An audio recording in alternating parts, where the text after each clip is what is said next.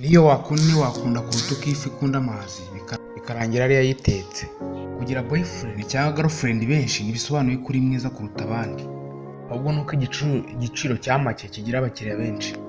Nungereka ko uzi nuhuguka nanjye nzakwereka ko muze kukurusha.